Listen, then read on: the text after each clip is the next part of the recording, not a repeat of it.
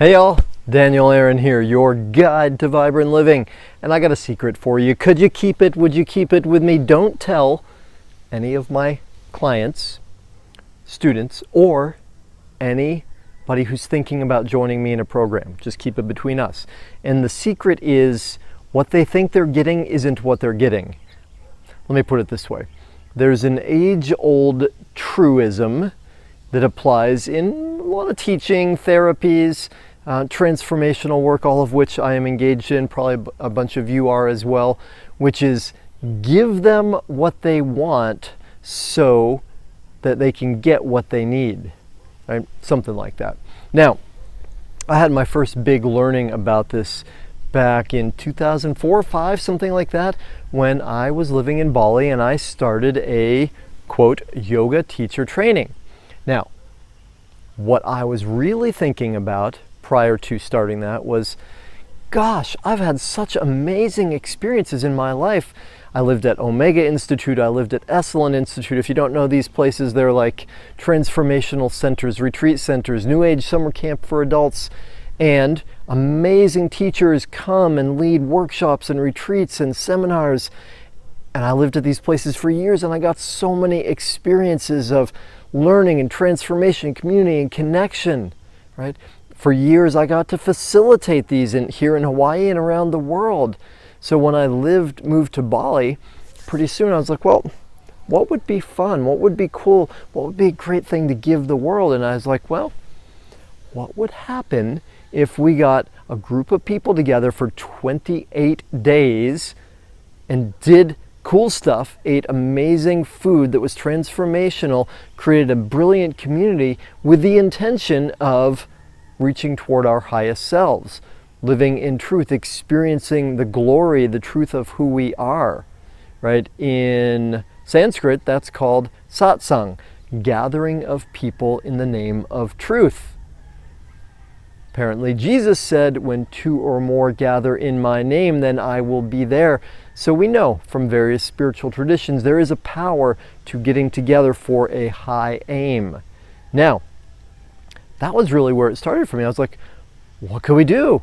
What could we get up to? How deep could we take people into experiencing their potential, the truth of yoga with the big Y, right? Oneness.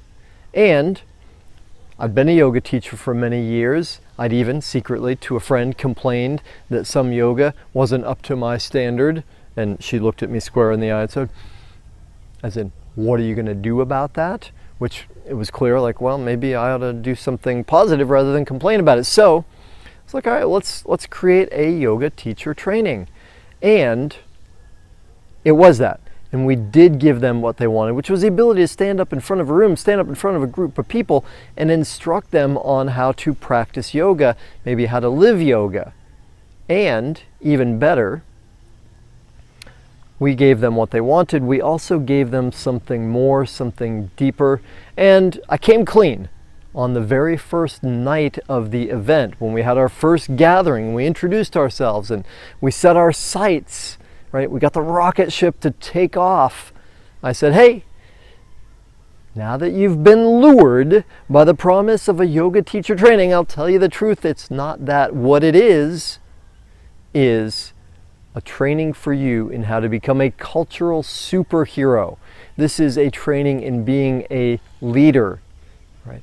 And we quickly hit on the great truth expressed by Emerson, Thoreau, Emerson. Oh, anyway, one of those two transcendentalist nature boys, to whom we owe a great debt, said, I think it was Thoreau, who you are speaks so loudly, nobody hears a word you say. That's worth repeating. Who you are speaks so loudly, nobody hears a word you say.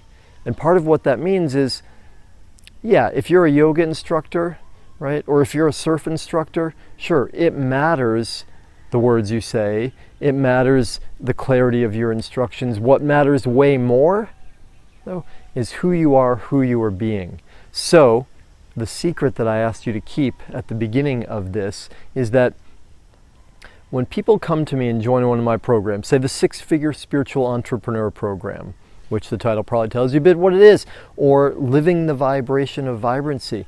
Yeah, they want a spiritually based business. They want $100,000 in income.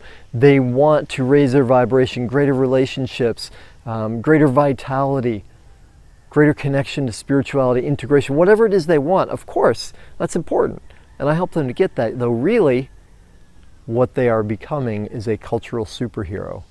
What they are becoming is a leader.